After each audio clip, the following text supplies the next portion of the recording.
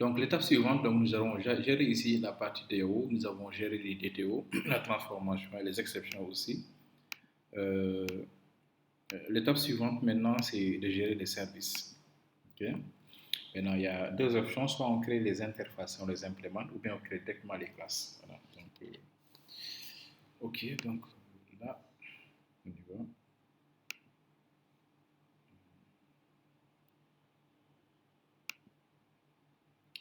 Alors, donc, la première classe, ce sera App User Service. Donc, ça, c'est la partie service. Ok. Deuxième, c'est ça vient pas, c'est ta connexion alors. Non. Les autres, est-ce que vous voyez mon écran?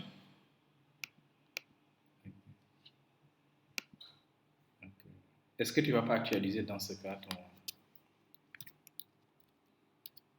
interface là? Ok, et produit service. Alors, voilà. On peut également créer des interfaces et les implémenter. Ici, on sera très bref, comme ça on va aller vite. Je vais essayer de créer trois méthodes, ou même je vais créer les quatre. Hein. Alors, on commence par les rôles. Ok, comme ceci est un service, on doit ajouter @service. Voilà. Et je vous explique un peu ces histoires de services, etc. Voilà. Donc, il y a les services, il y a les repositories, il y a les components. Service et repository, c'est le component. Donc, ici, je pouvais utiliser @component. Et ce component pourrait être utilisé dans d'autres. C'est comme ceci, en fait. Ceci est un composant d'office. OK? Ça, c'est un composant d'office. Maintenant, pour l'utiliser ici, là, ce que je vais faire, c'est quoi? Je vais tout simplement déclarer en private un i app, un i-app role repository. Voilà, et je l'appelle i-app role repository. Mais pour cela, il va falloir maintenant ajouter une annotation ici. Soit je mets @authoroid, mais depuis la version 2.7.2 quand même, ce qui est recommandé, c'est d'utiliser les constructeurs avec arguments. Donc là, je vais tout simplement faire un generate. Je clique sur constructeur, voilà, avec argument. C'est ça qui est recommandé maintenant avec les versions. Nous, la version qu'on a téléchargée, c'est la version 2.7.3 de Spring Boot. Et pour voir la version, c'est ça. Depuis cette version, comme ça, on peut changer. Donc, si vous voulez utiliser euh, un composant, que ce soit un repository ou bien un component, utilisez cette technique-là, c'est-à-dire l'injection par un constructeur. Okay? Et ça, c'est une injection de dépendance. Voilà. Une fois que ceci est fait maintenant, je vais tout simplement m'insérer l'autre rang pour aller vite même. Donc, je vais venir ici récupérer un service. Ça va me permettre de modifier rapidement. Donc, je prends ce service. Voilà. Vous avez vu qu'ici, c'est la même chose et voilà. Parfait. C'est là où maintenant on aura besoin de ça et je vais y revenir tout de suite, ainsi que des mappers. Euh, Ce que je vais faire, c'est que je vais essayer de tout prendre, après je modifie et je vous montre. Je prends tout,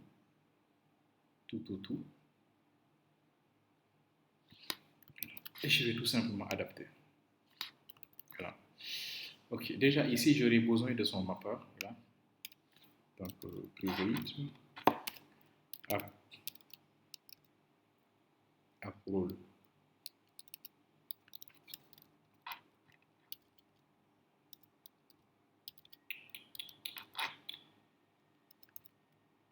App role mapper. On en a besoin. Lui aussi, je vais l'ajouter dans le constructeur, Alt. Et je demande de faire quoi?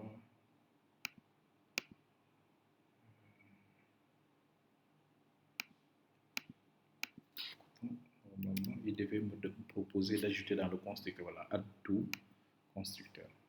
Voilà. Il va le faire lui-même. Parfait, voilà, c'est bon. Voilà, donc là, j'ai ajouté les deux. En même temps, également, j'aurais besoin aussi de, de la partie message. Je pense que j'avais copié.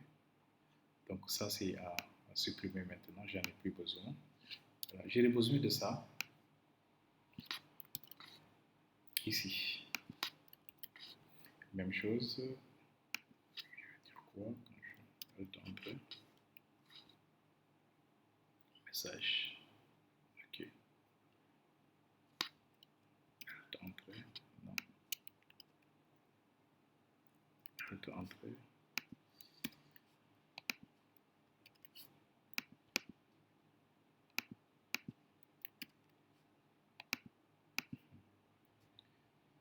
C'est pas méchant, donc je vais tout simplement lui demander de m'ajouter ça. Par contre, au lieu de l'ajouter ici, alors pour moi je voulais l'ajouter en fait là, dans le constructeur existant déjà. Ok, voilà, donc là j'ai fait l'injection par le constructeur de message.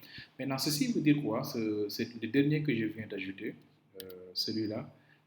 Message property. Tout à l'heure, je vous ai montré un fichier de configuration pour les messages.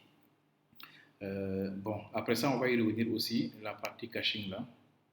Si je voulais également, je pouvais ne pas créer le constructeur utiliser all are constructeur. Le caching, la gestion des caches, on va y revenir. Ça, voilà, les caches, ça c'est pour accélérer un petit peu le chargement. Okay. Alors, si je reviens ici au niveau de mon dossier ressources, là j'ai ce fichier là que je vais même copier. Hein. Donc, message properties. Ce message properties est chargé ici dans,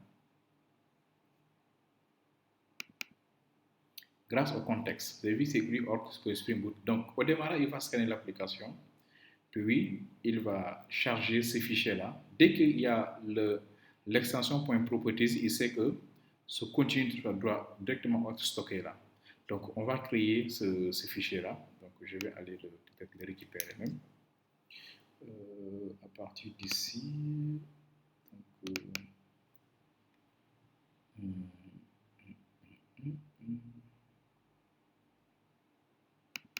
ok, je peux le récupérer à partir de là aussi. C'est dans SRC et dans ressources. Voilà, message.properties. Je copie et je l'ajoute dans le projet. Mais où exactement? Ça ne sera pas dans, mais dans ressources en fait. Voilà. Et c'est juste en fait un fichier de configuration des messages ici.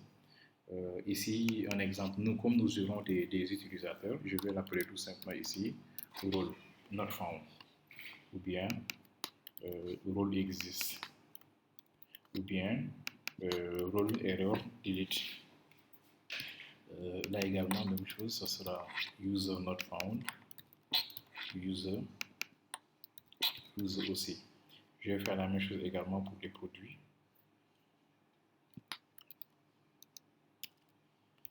Voilà. Ici, produit not found. Là aussi, des produits. Et là, produit erreur. Et après, maintenant, il faut customiser un peu.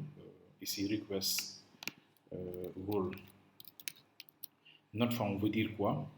With ID does not exist. C'est-à-dire que la requête d'accès à un rôle avec l'ID qui sera précisé, ceci veut dire quoi? C'est un paramètre qui sera passé lors de l'appel de role not found. On va voir ça tout de suite. Bon, on va seulement en fait personnaliser le rôle. Le reste, on va laisser après quoi. Bon, après, ça également, vous pouvez l'écrire en français, hein, donc tout dépend. Si vous voulez également, on va dire quoi? La requête pour accéder au rôle avec l'ID temps n'existe pas. C'est ça, tout simplement. Voilà. Et là aussi, on peut customiser une bonne fois pour toutes. Et là, c'est produit. Là, on devait mettre peut-être comme on est product. Mais si c'est un message, hein, écrivez en anglais, en espagnol, tout ce que vous voulez, ça, c'est pas en fait, quoi. Tout dépend de la langue. D'ailleurs, même si vous voulez gérer l'internationalisation de votre application, où il y a des pages où il n'y a que de l'anglais, vous pouvez les gérer avec ces fichiers de propriété-là. Vous les charger de manière dynamique. Alors, mettez ici toutes les traductions. Un exemple, s'il y avait à gauche être, tu dis quoi, en anglais c'est quoi, etc. À chaque fois, vous pouvez tout simplement faire la translation. Ok, une fois que ceci est bon, maintenant, je reviens dans mon application et de manière dynamique, automatiquement, Spring Boot va stocker les valeurs ici. Alors, si on vient ici, bon, pour le moment, ça, je vais, c'est pas grave, bon, je peux laisser ça. Bon, ok, transaction annotation, on va prendre ça.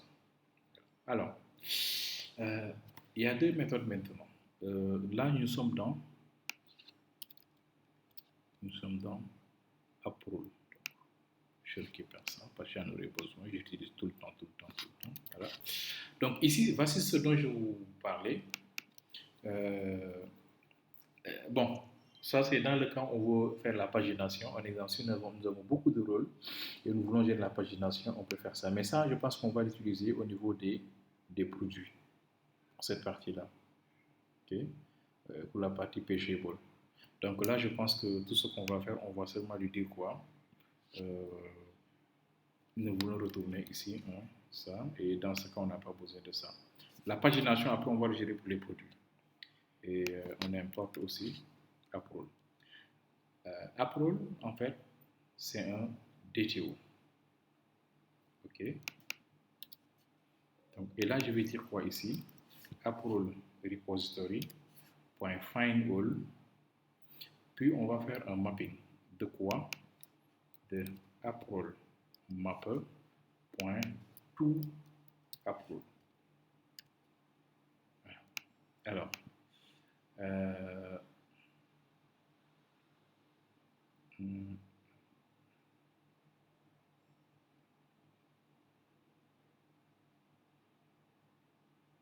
ok.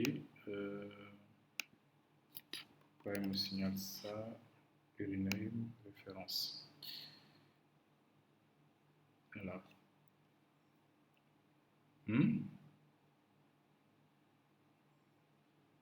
Merci. Bien sûr. Merci. Alors.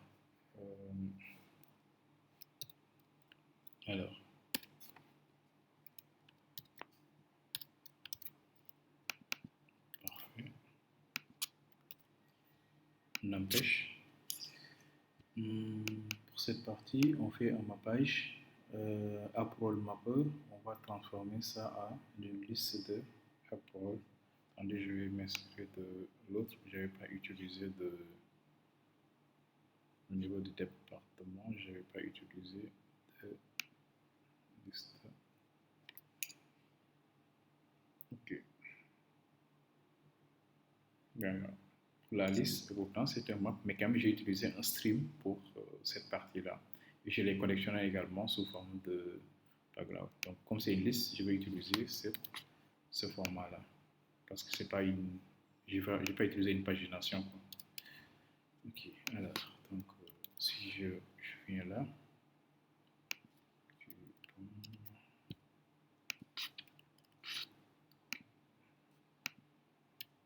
Alors, et là, ce sera Approl repository.find all. Ok, il n'y a pas de séparateur. Et je vais utiliser également le mapper. Approl mapper. Et ce sera tout. Puis j'importe le collecteur. Bon, je vous explique ça, c'est déjà Java 8. Ça.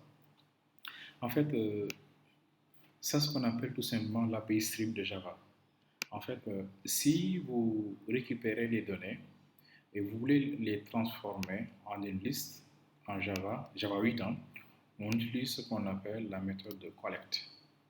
Il va récupérer tout, il va transformer ce stream-là en une collection et la collection sera de type liste. Ceci pourrait être également tout array. Pour dire quoi? Je veux tout simplement que cette collection soit transformée en voilà, tout liste, tout collect, collector.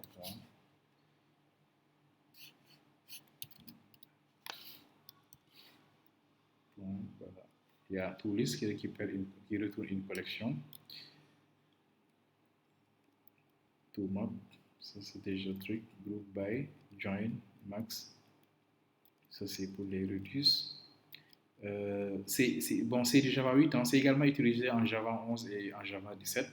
Et c'est hyper recommandé d'utiliser quand même ces techniques-là. Au lieu de faire des boucles, de créer une liste et de transformer tout, mieux vaut utiliser en fait ces techniques-là en fait quoi. C'est de la programmation fonctionnelle en fait. Donc là, on va utiliser tout, liste tout simplement. Voilà, ça c'est dans le cas où vous nous retournez une liste. Après, on va voir les pages. Les pages, on va prendre les produits. Parce que peut-être ici, on n'aura pas peut-être 1 million de rôles. Donc, les rôles, quand même, le plus souvent, c'est 5 rôles, 4 rôles. Donc, c'est pas méchant, quoi. Les users également, on ne peut pas avoir vraiment beaucoup de users. Peut-être si c'est un grand département, une grande entreprise, on peut avoir un d'autres. Mais la pagination, on va réellement l'utiliser pour les. Ça, c'est pour le caching. Pour le moment, on ne l'utilise pas. On laisse comme ça. Et pour le retour également, nous allons, hop, la méthode également. N'oublions pas de dire quoi. Get, voilà, get roles. Voilà. Oui. Ah, ok, oui. Ça, c'est une annotation de Spring Boot. Un exemple, le plus souvent même, bon, c'est une annotation, à ce niveau-là, on n'en a pas trop besoin. C'est pour ça qu'on la met à read only. Mais je te donne juste un exemple. Si tu dois insérer dans une table, bon, j'ai un exemple, voilà, avec user role, on en a vraiment besoin dans user role. Tu sais que quand tu insères dans user, quand tu insères dans rôle une information et que tu sais qu'il y aura en fait une table d'association qu'on appelle user role qui est créée au milieu.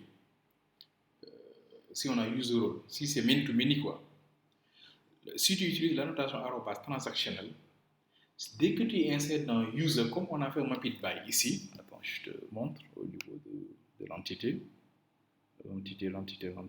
voilà, ici, rôle. Regardez bien, on a fait un mapit by. Cela veut dire quoi? Que c'est comme si les clés de rôle vont migrer dans user. Mais ce n'est pas dans user, mais il y aura une association qui sera créée au milieu qui va s'appeler app user underscore app role. C'est une classe qu'on va créer au milieu. Et là même le mapping by, je pense que je me suis trompé, on doit ajouter un S. Je vais vérifier de l'autre côté. Ici, je suis dans app user. La liste, ah non, c'est bon. Donc, j'ai pas mis un S en fait. Voilà. Regardez bien, à chaque fois qu'on insère en fait ici un utilisateur, on doit lui affecter une liste de rôles. Il suffit tout simplement, lors de l'insertion, quand tu ajoutes en fait un utilisateur, de lui mettre la liste des rôles. Automatiquement, c'est Spring qui va te gérer le rôle là. Ce qu'on appelle la transaction en fait. Quoi. Okay. Les transactions le plus souvent, c'est dans le cas où on doit mettre à jour en cascade beaucoup de tables dans la base. Maintenant, si on ne peut pas du tout mettre à jour, on peut le faire en read only. Comme les get, c'est read only tout, donc on n'a pas besoin de gérer du tout les transactions en fait. Mais pour les insertions, si on a vraiment besoin de ça, on met arobase transaction. Par contre, il y a beaucoup de types de transactions. Ici, on va utiliser transaction de Spring Boot. Il est où encore? Voilà, c'est ça. Framework Spring Boot Transaction Annotation Transactional. Voilà. Donc, c'est juste ça. Ça permet tout simplement de gérer les transactions comme à l'accoutumée, hein, donc comme ce qu'on a l'habitude de voir. Mais pour, comment ça s'appelle encore? Pour les insertions ou les modifications, quand on fait des mises à jour, on peut l'utiliser pour surtout mettre à jour beaucoup de tables. Si vous ne le faites pas, en tout cas, si c'est user, il va seulement insérer dans user et ce erreur. Okay. Alors,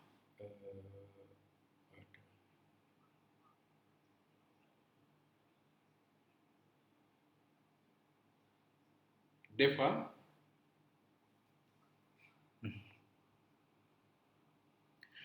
oui, sur la classe, effectivement, c'est pour qu'il affecte l'ensemble des méthodes qui sont dans la classe, dans ce cas, si on en a besoin. Effectivement. Regarde bien, on l'a répété partout. On pouvait ne pas, mais ici, on l'a répété partout parce que les niveaux ne sont pas les mêmes. Regardez ici, on n'a pas mis read only parce qu'on en a besoin dans le cas où. Là aussi, on n'en a pas mis, mais là, on a précisé que non, ici, il ne faut pas l'utiliser du tout. On a mis read only. C'est ça. Ok, alors, maintenant au niveau des. Voilà, donc ça, j'en ai besoin. Ça, c'est maintenant si on veut récupérer un seul rôle. Donc, je vais l'appeler getRole. On passe en paramètre l'ID du rôle. OK, mais l'ID du rôle, nous, on a mis quoi? Est-ce que réellement, on a mis un int? Donc, je vais mettre int au lieu à la part de long.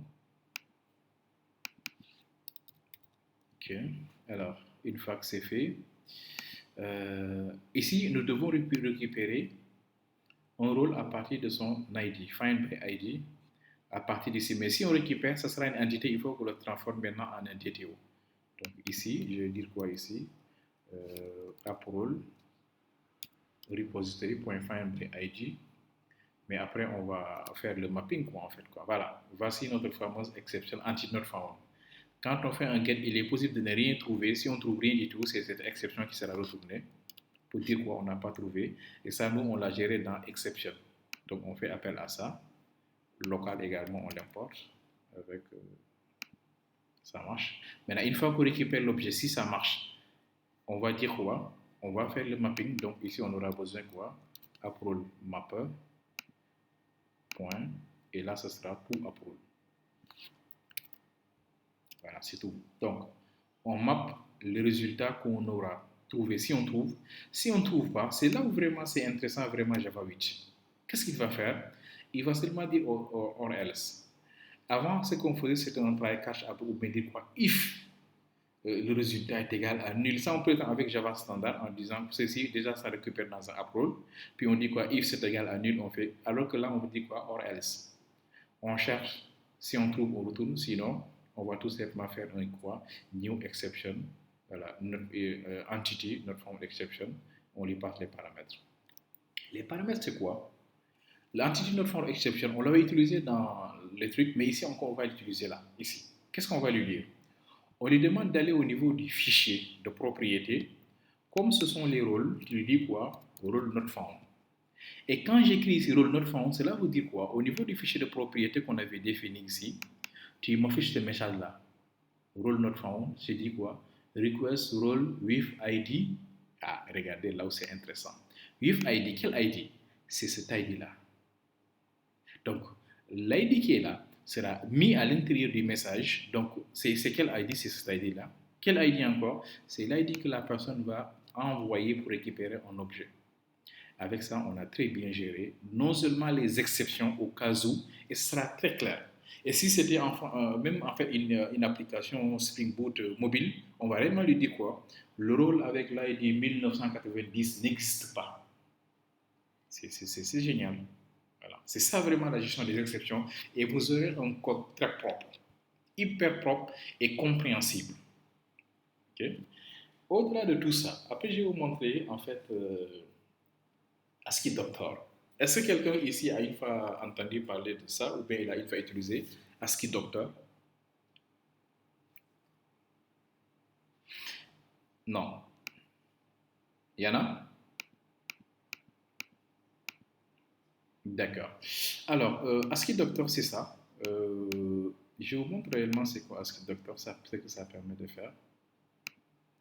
Si j'entre dans Target,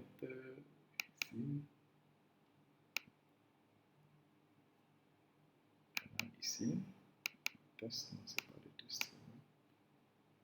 Ici.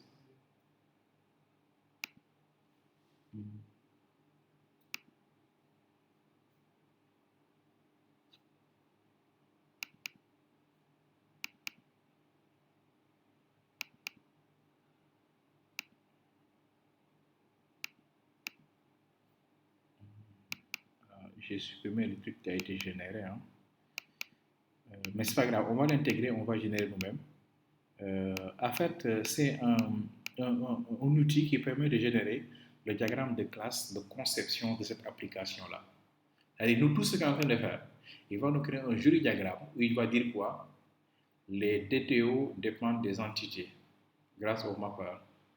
Les DTO, les services dépendent des exceptions. Les exceptions dépendent de, etc. En fait, vous allez voir un schéma hyper joli pour le diagramme de classe de conception de l'application. Après, on va l'intégrer en fait un joli un plugin vraiment hyper puissant de Spring Boot.